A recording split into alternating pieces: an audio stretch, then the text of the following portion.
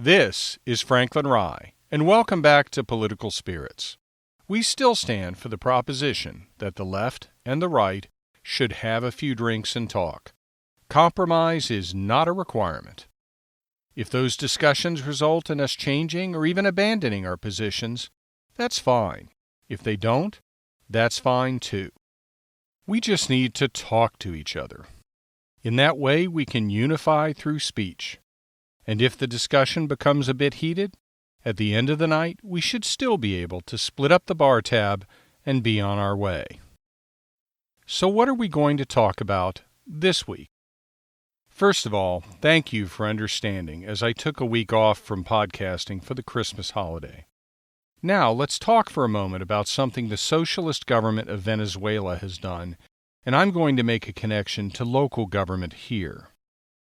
As we are all aware, under the socialist control of Hugo Chavez and then Nicolas Maduro, Venezuela has degenerated from being the wealthiest country in South America to being one in which citizens are starving, and basic goods, such as even minimal levels of toilet paper, are in short supply, and inflation is expected to reach 1.4 million%. Try to wrap your head around that for just a second. Back in December 2017, the December 17 edition to be exact, the New York Times was reporting on the scale of the malnutrition and starvation epidemic in Venezuela. The situation has worsened since then. The Times article by Meredith Cole and Asayan Harara notes that doctors in the country's public hospitals are saying that hunger is killing the country's children at an alarming rate. But that deaths from malnutrition are a, quote, closely guarded secret by the Venezuelan government, close quote. The authors describe parents going days without eating and shrinking to the weight of children, and women choosing to be sterilized to avoid having children they can't feed. Other horrors include crowds of adults storming dumpsters for scraps after restaurants close, and spiraling numbers of child nutrition cases.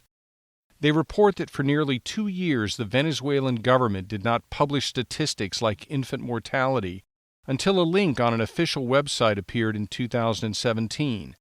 That link showed a 30% increase in a single year in the number of children dying before age 1. The government then declared that the website had been hacked, the health minister was fired, and the military was put in charge of issuing any future bulletins. The authors noted no bulletins have been issued since then. Notwithstanding the government's efforts to keep the information secret, in earlier reports from 2015, the mortality rate for children under 4 had been shown to have increased 100-fold from 2012 to 2015.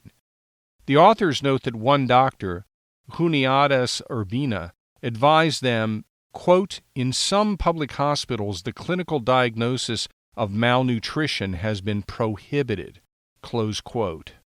Just think about that. The government which created the problem pretends that it doesn't exist by directing that the statistics not be reported and that accurate diagnoses not be rendered.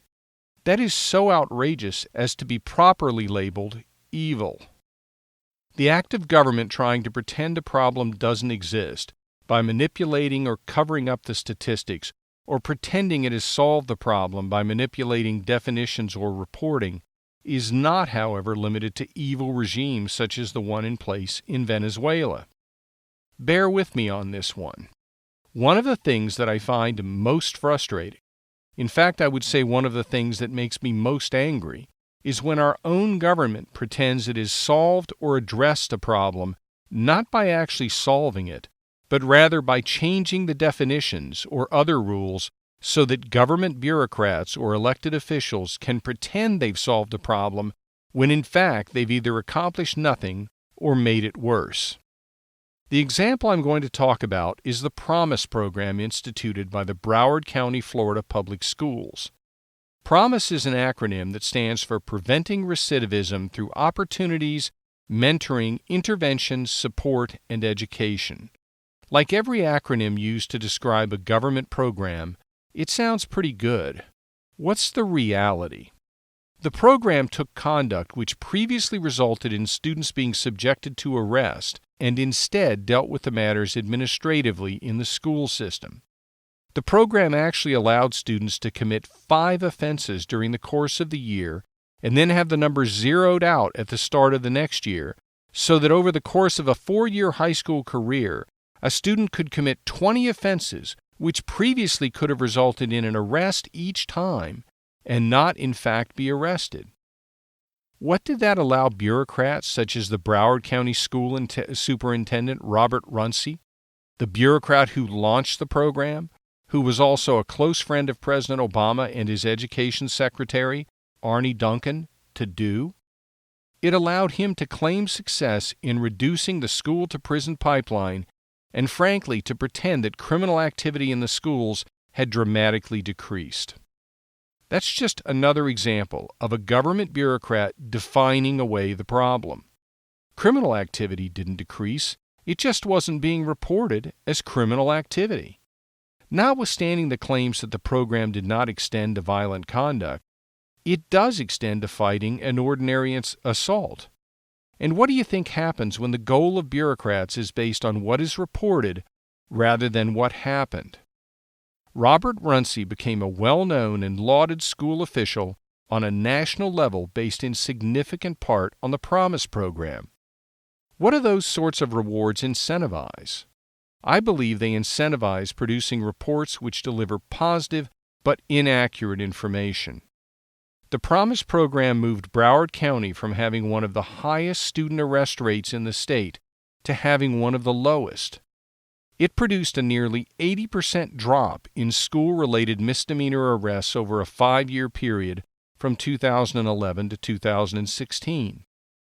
High school student Kenneth Preston has produced a report dated March 20, 2018, from an investigation he conducted into school board spending on safety and security and into the Promise program. In that report, he contends that he spoke with a retired Broward Sheriff's Office deputy who had decades of experience, including as a school resource officer, who claimed that the school resource officers were directed by a Broward Schools or school board representative at the direction of a Broward Sheriff's Office colonel, not to arrest at the schools for certain felonies, rather than just the misdemeanors covered by the Promise program. If that information is correct, it is deeply troubling. But it's not particularly surprising when you have an environment where government officials are claiming a success in treating a problem, criminal conduct, when all they've really done is pretend the criminal conduct is not occurring by failing to arrest the criminals. When you're celebrated for success by pretending you solved the problem rather than actually solving it, it shouldn't really be surprising that government bureaucrats will expand the pretend success to cover even more crime. The more you ignore it, the more you're applauded, because people can pretend it doesn't exist. Now, I've said that such false claims of success by government officials, when they define away the problem, is one of the things that aggravates me most of all about government. At this point, I should let you know why this particular program aggravates me much more than it might others. Franklin Rye is my stage name for the Political Spirits podcast. My real name is O. Mason Hurst II. I'm an attorney, and I'm also something that you would think doesn't exist if you only listened and watched the left-wing media, especially CNN. Specifically, I'm a conservative Marjory Stoneman Douglas high school parent. I had kids in the school when the shooting occurred and 17 people were murdered. Luckily, my kids were not in the freshman building where the murderer snuffed out so many lives. Unfortunately, many others in my town were not so lucky. One conservative Stoneman Douglas student, Kyle Kashuv, has spoken out publicly and received a fair bit of attention. He estimates that approximately 30% of Stoneman Douglas students are conservative. He's probably right. It's a shame that the media has handled this tragedy in such a way that I suspect those students often don't feel free to identify themselves as conservative and to speak publicly about their views. As Andrew Pollack, the conservative Stoneman Douglas parent whose daughter Meadow was murdered on that day, has stated repeatedly, the massacre may be the most preventable school shooting in history. The cascade of mistakes, poor planning, inadequate training, and lack of leadership by multiple government entities was astounding. I believe that the Promise Program is one of those mistakes. And incidentally, the superintendent of schools was not the only person who celebrated and was applauded for treating criminal activity as a mere civil citation offense. The Broward County Sheriff, Scott Israel, was so proud of such an approach that he bragged about it in a July 25, 2016 interview with the Sun-Sentinel that he, quote, successfully implemented new policies and approaches to public safety that sharply reduced violent crime and burglary rates, the sharpest declines in the entire state of Florida, close quote. He then noted that his, quote, innovative initiatives also help keep children in school and out of jail, greatly expanding the juvenile civil citation program and making issuance of civil citations mandatory for BSO deputies, close quote. He certainly seems to be on board with the idea that if you pretend criminal activity that warrants an arrest is actually simply activity that warrants a civil citation, you've dramatically reduced the level of crime. So what's Sheriff Scott Israel up to lately? Well, he's awaiting the issuance of the investigative report into his response to the Marjory Stoneman Douglas High School shooting by the Florida Department of Law Enforcement, and waiting to hear whether incoming Governor DeSantis will relieve him of his position once that investigative report is issued. I'm not sure how much more we'll learn about the incompetence of Sheriff Israel from that report, but just what we already know is more than enough to believe that he will in fact be relieved of his position. Even the Sun-Sentinel editorial board has come around to what they described as the Republican position and now support the sheriff being relieved of duty. Even if that report doesn't touch upon the Promise Program, there is more than enough reason for Sheriff Israel to be relieved of duty. If an in-depth investigation into the Promise Program were actually conducted, I wouldn't be surprised if what was found is that arrests were not simply avoided under the terms of the program, but rather criminal conduct was deliberately described as something other than what actually occurred, so that arrests could be avoided. Can I prove that? No. Do I think that's what you can expect to happen when you allow government bureaucrats to pretend to solve a problem by changing definitions and incentivizing law enforcement officials to do that other than enforce the laws? Yes, that's exactly what you can expect to happen. We have all encountered that tendency. It's human nature. If you structure a sales commission program to more aggressively compensate certain types of sales, you'll get more of those sales. Aggressive salespersons may try to game the system, and you have to have oversight in place to make sure what is being done actually benefits the company. If you incentivize the police to close out investigations, you can run into over-aggressive police officers trying to pin multiple violations on individual criminals even when the evidentiary support is there for only some of those violations. It's happened multiple times over the years in various locations. You need aggressive oversight to make sure that the actual goal of correctly closing out investigations with the arrests is being fulfilled. If you incentivize police to fight crime, not by arresting the criminals, but instead by treating the criminal activity as civil infractions, you're conveying that the function of the police is not to keep the public safe, but rather to paper over the criminal activity. And the more the leadership of the police are celebrated for those actions, the more clear the message to the rank and file will be. There has been some pushback on the contention that the Promise Program directly led to the Stoneman Douglas shooting by preventing the shooter from being arrested, notwithstanding his multiple run-ins with police prior to the shooting. I think that pushback fails to address the broader question. When you have school officials and Broward County Sheriff representatives so divorced from their actual responsibilities to promote safety for students and the public, what do you expect? You should expect that someone who should have ended up in the justice system, and thereby ended up in the background check system, would instead be shuttled around the school system no matter how many violations he committed. We should be able to expect better of our government officials. Next topic.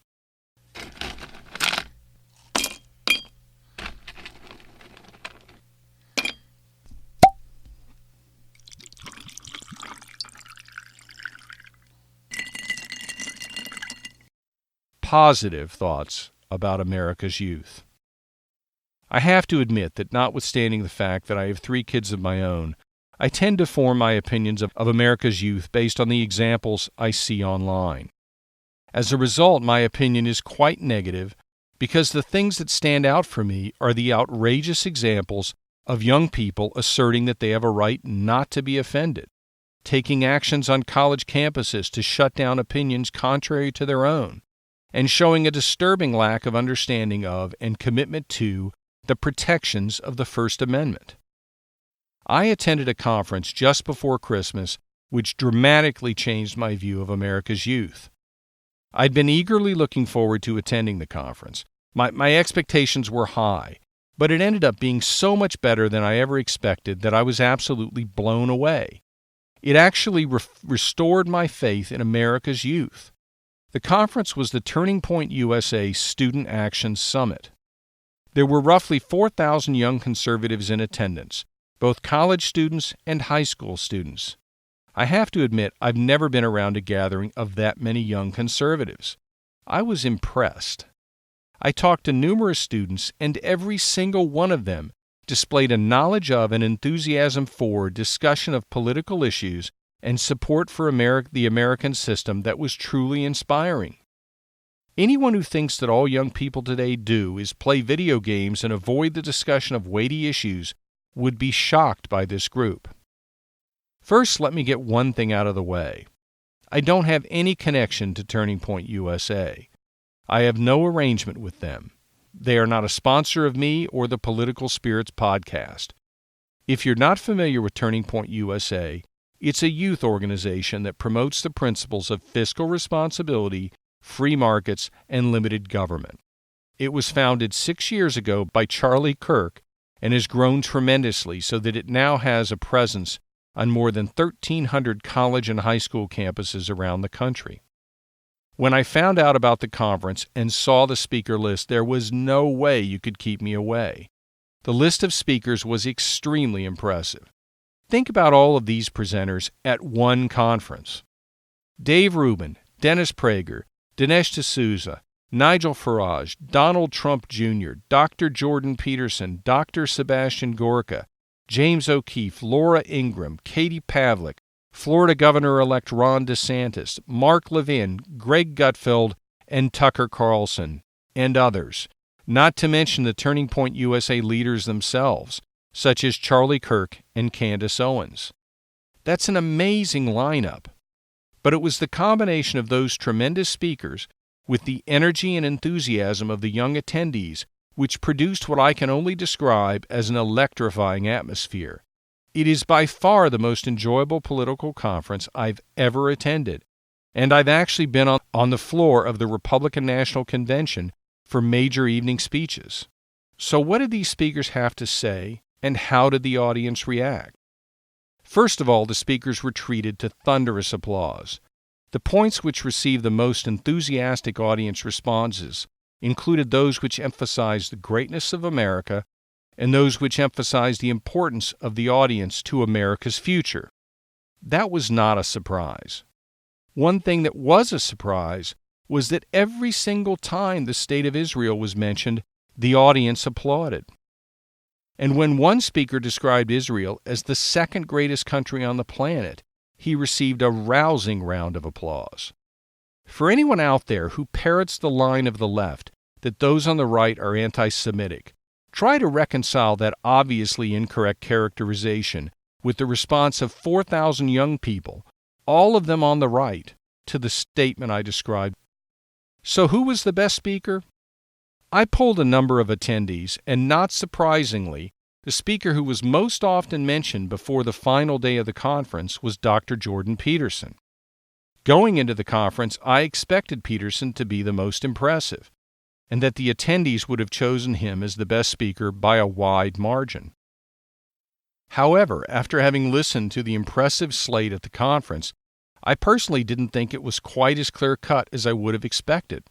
Perhaps that's a function of the expectations game. Peterson was great, no doubt about it, but my expectations for him were so high that it was almost impossible to meet them. Moreover, by the end of the conference, I and many of the student attendees had a clear number one that I didn't expect.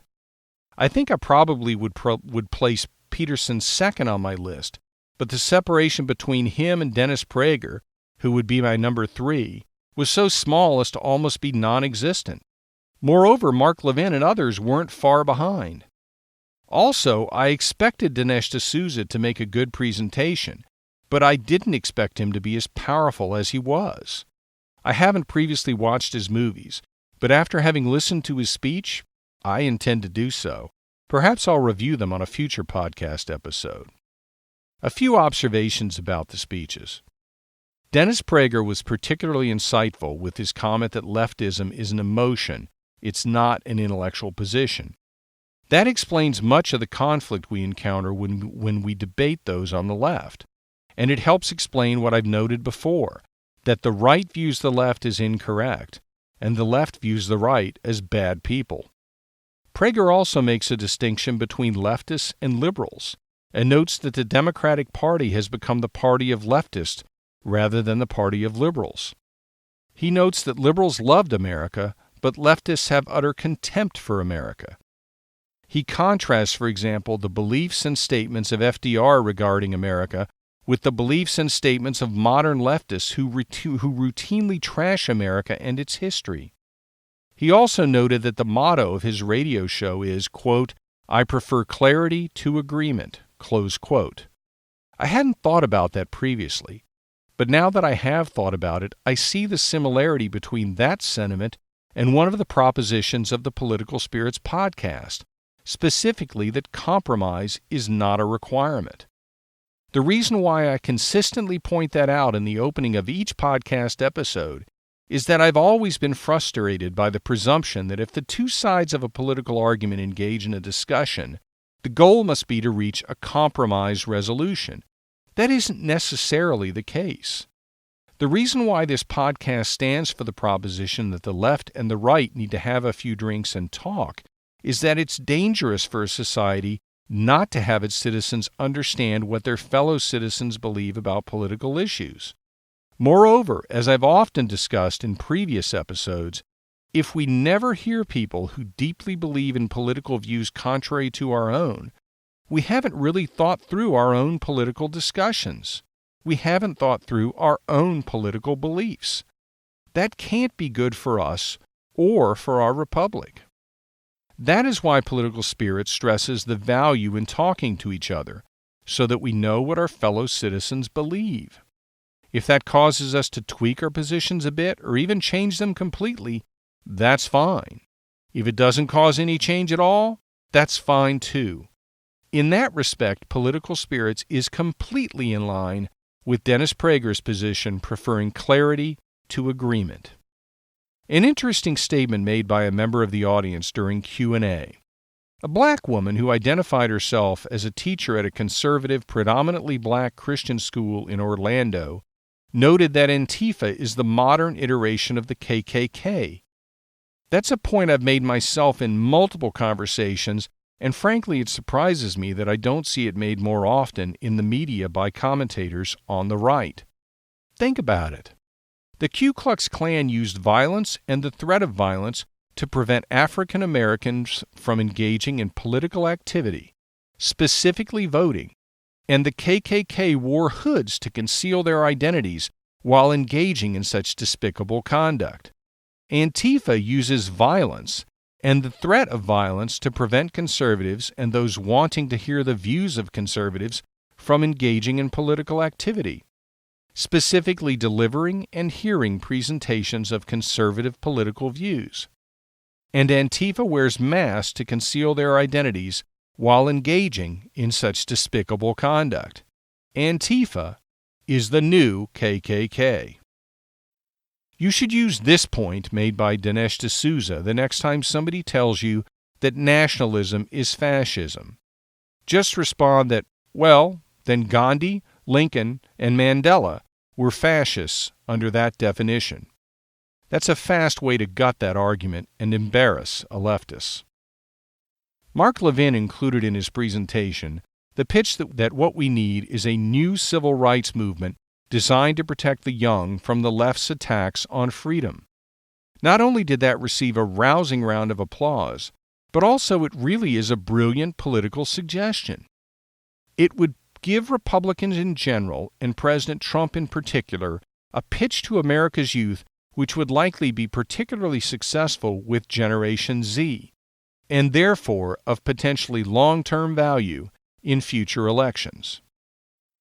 I should also note that Greg Gutfeld was funnier than I expected. One of my favorite lines was his jab at a fellow Fox personality, Jesse Waters, who had to follow Dr. Jordan Peterson on stage. Gutfeld joked that Jesse Waters following Jordan Peterson was like following War and Peace with Where's Waldo. That certainly brought out a few chuckles. So I noted that I ranked Jordan Peterson the second best speaker and that he was just barely ahead of Dennis Prager. So who was the best speaker? I expected Tucker Carlson to be good, but in no way did I expect him to be as overwhelmingly entertaining as he ended up being. When I saw that the stage was set up with 2 chairs rather than a podium, my expectations fell.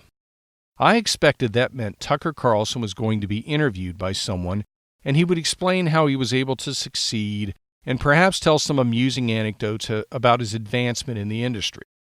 Certainly that would be interesting, but not what I'd been expecting when I bought my ticket. Instead, the 2 chairs were set up because Turning Point USA founder Charlie Kirk was going to debate Tucker Carlson. I've watched quite a few videos of Charlie Kirk debating others, and at this conference I watched multiple presentations that he made regarding a variety of issues. There is no doubt he is an excellent speaker and a very good debater. I've also watched Tucker Carlson on his own Fox show tear apart multiple guests from the left. At the start, it really wasn't clear that we were going to watch a debate between Kirk and Carlson, as opposed to the interview. But it took no more than a minute or two before Carlson threw back his head and let out his trademark laugh right in Charlie Kirk's face in response to one of his points, and the crowd let out an audible gasp. The gasp was essentially the equivalent of the crowd saying, "Oh, it's on." And what followed may be the most entertaining debate I have ever watched. Carlson and Kirk went back and forth for well over 30 minutes of intense debate, presenting the crowd with points I'm sure many of them had not previously considered. And it was that exchange that helped cement in my mind how impressive this conference had been. It took guts for Charlie Kirk to set up a confrontational exchange with someone with the talent and reputation of Tucker Carlson, and it speaks volumes for the Turning Point USA organization as a whole and the young conservatives in attendance. Early in the conference, the speaker had made the point that it is on the conservative side of the aisle where the thoughtful exchanges are occurring. The debates between traditional conservatives and social conservatives and neoconservatives and libertarians.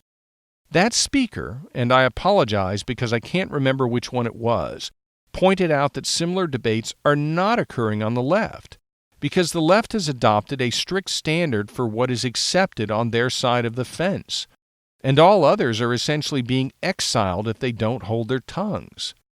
The fact that those debates are occurring on the right bodes well for the long-term health of the conservative movement and the Republican Party. So what were the issues about which Tucker Carlson and Charlie Kirk had such a vigorous debate? Well, Tucker called into question whether libertarian concepts really work effectively in the real world. He questioned, for example, the advisability of legalizing recreational use of marijuana, and he questioned the automatic acceptance of advancements in technology in the form of automation. He raised the question of whether libertarian principles necessarily work in the real world, and said that they often seem designed to work for persons with an IQ of 125 rather than the more typical members of society. Tucker was basically arguing that the governing elites need to actually try to figure out the real-world impact of changes on the populace and take steps to prevent those changes or slow them down, if need be, for the good of society. It was an eye-opener for those who automatically go for free market solutions. In the end, the point that Tucker made is one that we all need to consider, including, most importantly, our political elites. Tucker predicted that if we fail to take into account the real-world implications of technological developments and instead just let them occur as quickly as they're going to occur, as if we have no choice in the matter, then changes are going to occur too fast for much of society, and too much of society is going to be displaced or otherwise suffer as a result.